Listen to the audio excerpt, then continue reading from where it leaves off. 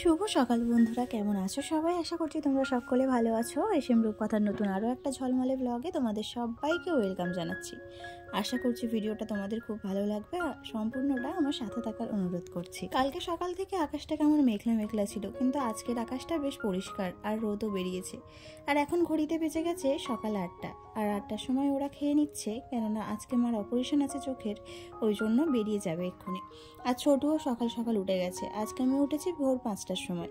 উঠে সমস্ত রান্না বান্না করে এই দেখো সব টিফিন গুছিয়ে দিয়েছি। এদিকে মাছের তরকারি দিয়েছি আর 2 বাটি ভাত দিয়েছি, আর 2 রকমের ভাজা 2টো বাটিতে দিয়েছি, একটা লেবু। তো চলো এইগুলোকে গুছিয়ে দেবো। আর রান্না বান্না করে সমস্ত জিনিস কিন্তু এই দেখো এলোমেলো হয়ে আছে। আর যে টিফিনগুলো দিয়েছি সেগুলো কিন্তু তোমাদের দাদাভাই একা খাবে না, ওখানে আরও 3 জন থাক, তারাও খাবে, ওই জন্য তাদের টিফিনটাও এর মধ্যে দিয়ে দিয়েছি। আর এখন ঘড়িতে বাজে প্রায় 8টা 15 মতো। তো এই সময় তোমাদের দাদাভাই বেরিয়ে যাচ্ছে, আর 9টার সময় অপারেশন করতে নিয়ে যাবে এরকম বলেছে, ওই জন্যই এখন 8টা 15 বাজে, এই সময় বেরোচ্ছে। আর মা ভর্তি আছে হাবড়া হসপিটাল, বদর হাবড়া বলে এইদিকে, তো ওই হাবড়া হসপিটালেই ভর্তি আছে।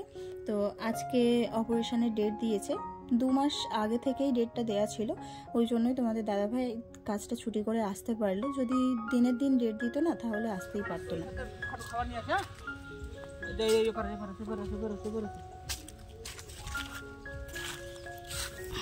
ওই এটা পড়ে গেল,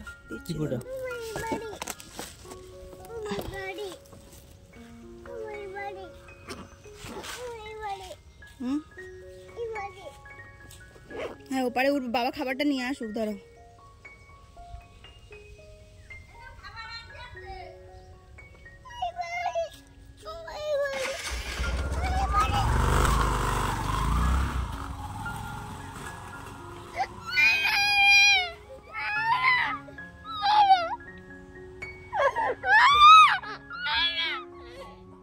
তো বন্ধুরা এখন দেখো ঘড়িতে বাজে 9টা 35, এখন 9টা 35 বাজে। আর এই সবে অয়ন পড়ে আসলো, আর ছোটু এই সবে আমার কাজ ছাড়লো। আর সেই 8টা কতই তোমাদের দেখালাম যে তোমাদের দাদাভাই বেরিয়ে গেছে, টিফিন সব গুছিয়ে দিয়েছি, ও নিয়ে গেছে, আজকে মার অপারেশন করবে চোখে। তো সেই থেকে ওই যে কান্না শুরু করেছে আর থামেনি, সেই থেকেই আমার কাছে ছিল। আর আমাকে তো কোনো কাজই করতে দেয়নি, ঘরের মধ্যে চুপচাপ নিয়ে বসে আছে। আর অয়ন এই সবে পড়ে আসলো, আর এখন এই যে অয়নের পিছনে ঘুরছে। তো যাই হোক, চলো এখন ঘরের কাজগুলো সেরে নিই। আর ওই ঘরে মানে ওই যে ঘরটা ছিল রান্না করতাম, তো ওই ঘরের চালটা খুলে দিচ্ছে, কেননা ওর জন্য এইখানটাই রান্না মানে জানালাটাও খোলা যাচ্ছে না, রান্নাঘরে জানালা খোলা যাচ্ছে না, তার উপরে এই দূরে জ্বালাই কিছুই রাখা যাচ্ছে না, ওই জন্য দেখো চালটা খুলে দিচ্ছে। আর ওই যে আলো পড়েছে, আর যেভাবে রেখে দিয়েছিলাম সেইভাবেই আছে কিন্তু ঘরবাড়ি। এই দেখো তোমাদের দাদাভাই খেয়ে গেছে, সেইগুলো কিন্তু এখনো গোছানো হয়নি, তো এগুলো গোছাবো। আর অয়ন আর জয় ওই যে বাইরে বসে বসে খেলা করছে। এখন 2টো ঘরেই বিছানা তুলতে হবে, থালা বাসন মাজতে হবে, আরও অনেক কাজ আছে। আর এই ঘরে কালকে তোমাদের দাদাভাই শুয়েছিল, ওর একই ঘরে না 4 জনের একসাথে হয় না এই খাটে, ওই জন্যই ওকে এই ঘরে বিছানা করে দেওয়া হয়েছিল, আর না হলে তো নিচে বিছানা করে দেওয়া হয়। তো যাই হোক, চলো এখন এই বিছানাটা গোছাবো, ওই ঘরের বিছানা গোছাবো, তারপর ঘর বাড়ি মুছবো, এইসব তো কাজ তো আছেই। সরকারি চাকরি করলে বা কোনো কোম্পানিতে চাকরি করলে যে কোনো একটা দিন নির্ধারিতভাবে ছুটি দেয়, কিন্তু সংসারের চাকরিতে কোনো দিন ছুটি থাকে না। হাউসওয়াইফদের যেদিন ছুটির দিন থাকে সেই দিন যেন যত কাজ সব সেই দিনেই এসে পড়ে। তার উপর যদি এইরকম ঠান্ডার সময় ছোটবেলা হয়, তখন তো ঘড়ি মনে হয় ঘোড়ার গতিতে দৌড়াবে, আর তোমরাও সেই গতিতে দৌড়াও। যদি না দৌড়াতে পেরেছো তাহলে ঘড়ি ঘোড়ার মতো চলে যাক, আর তোমরা থেমেই বসে থাকো। কিন্তু কি বলো তো, যাদের বাড়িতে আমাদের মতো ছোট ছোট বাচ্চা নেই, তাদের বাড়িতে কাজগুলো ঠিক টাইম টু টাইম হয়ে যায়, কিন্তু আমাদেরকে এই বাচ্চা সামলিয়ে তারপরে কাজগুলো করতে গেলে না প্রায় অনেকটাই দেরি হয়ে যায়। আর এখন কিছু মানুষ এমন হয়েছে যে সামনে তোমার সঙ্গে কত ভালো ভালো ব্যবহার করবে, কিন্তু পিছনে তোমার নামে বদনাম রটাতে ছাড়বে না। কেউ ভালো আছে, কেউ ভালো খাচ্ছে, কেউ মানে কারোর সংসারে ঝামেলা হচ্ছে না, এইসব দেখে অনেকের তো মানে গা জ্বালা করে যে কেন ওদের বাড়িতে এইসব হচ্ছে না, ওদের বাড়িতে তো এইসব হতো, এখন কেন এরা এত ভালো আছে। এইগুলো দেখে অনেকে সহ্য হয় না, সব সময় মনে করে যে কখন আমি তার সংসারে একটু বিষ ঢালতে পারবো, তাদের কানে একটু বিষ ঢালতে পারবো। এটাই হচ্ছে মানুষের টার্গেট, কিছু কিছু মানুষের টার্গেট। এই যে কথাগুলো বললাম এগুলো কিন্তু আমার সাথেই ঘটেছে। আমরা 1 বছরের মধ্যে মানে এই 2024 সাল পড়াতে তোমরা দেখবে আমাদের আগের ঘরবাড়িগুলো কেমন ছিল, আর এখন যথেষ্ট একটুখানি করতে পেরেছি, মানে ভগবান হয়তো মুখ তুলে তাকিয়েছে ওই জন্যই আমরা পেরেছি। কিন্তু এইগুলো আমাদের ঘরে সত্যিই খুব দরকার ছিল। এখানে যেরকম বাগান সেই রকম শিয়ালের উৎপাত, আর রাত বিরাতে ছেলের মানে বাচ্চাদের নিয়ে বাইরে ঘাটে বেরোতেও অসুবিধা হয়।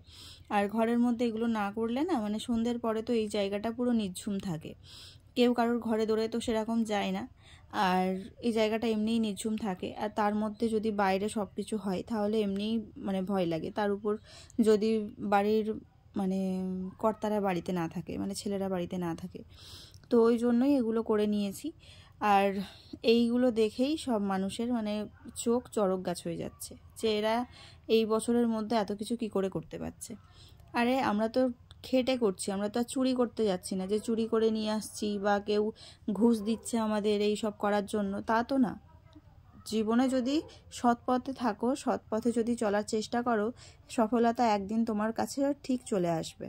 তাই কারোর দিকে হিংসা না করে নিজের কাজটা করে যাও, তাহলে দেখবে তোমাদেরও কোনো কিছুতে অসুবিধা হবে না।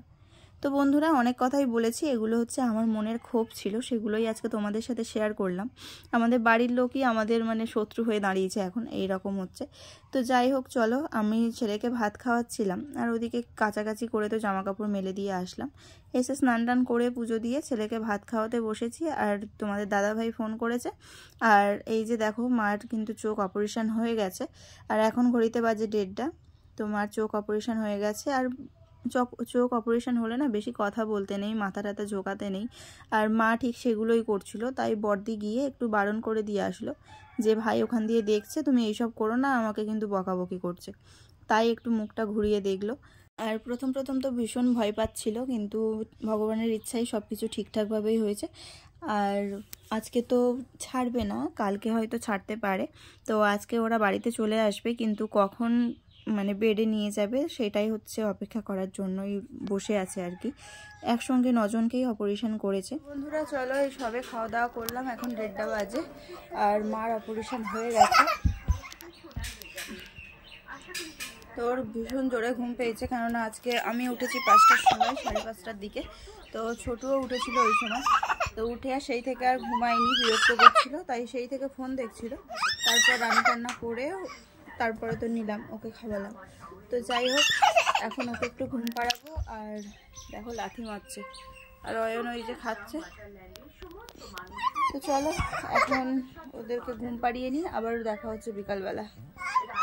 আর আজকে অনেক দিন পরে একটু মাঠের মধ্যে গেছিলাম, মানে ওই যে সামনে বাগান আছে না, বাগানের ওখানে একটা ভেড়ি দেওয়া আছে, মানে আল দেওয়া আছে, ওখানটায় গিয়েই বসেছিলাম। তো বসে একটুখানি ভিডিও করলাম, তারপরে এই যে বাড়ির দিকে এসছি।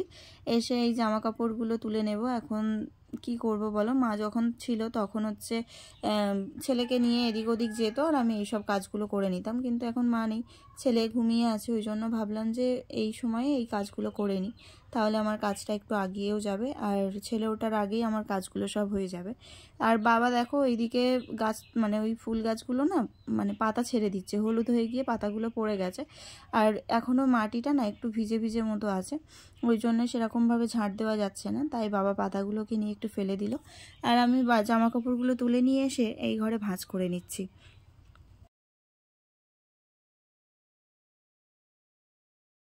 ওদিকে আমার সমস্ত কাজ কমপ্লিট হয়ে গেছে, আর এদিকে ছোটুও উঠে গেছে। তো চলো, একে এখন বাইরে নিয়ে যাব, গিয়ে জামা কাপড় পরাবো, যেহেতু ঠান্ডার সময় এগুলো তো আমাদের বাড়তি কাজ, তো এইগুলো তো করতেই হয়, মানে স্টেপ বাই স্টেপ কাজ সব সময় কিন্তু আছে। চলো, ওর চোখে মুখে একটু জল দিয়ে নিই, তারপরে শীতের জামা কাপড় পরিয়ে আর একটু খেলতে পাঠিয়ে দেবো, তারপরে আসছি তোমাদের সঙ্গে একটু কথা বলতে।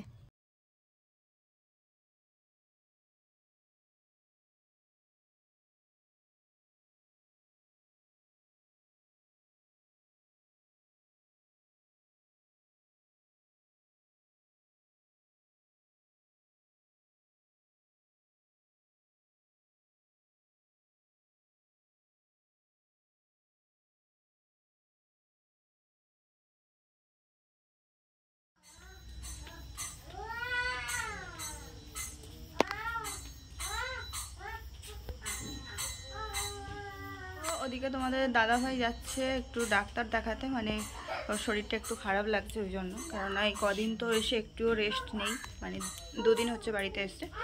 তো যেদিন এসছে সেদিন মাকে নিয়ে গেল, আর আজকের দিনটা তো গেল, মানে মার অপারেশন হলো, তাই আজকের দিনটা গেল।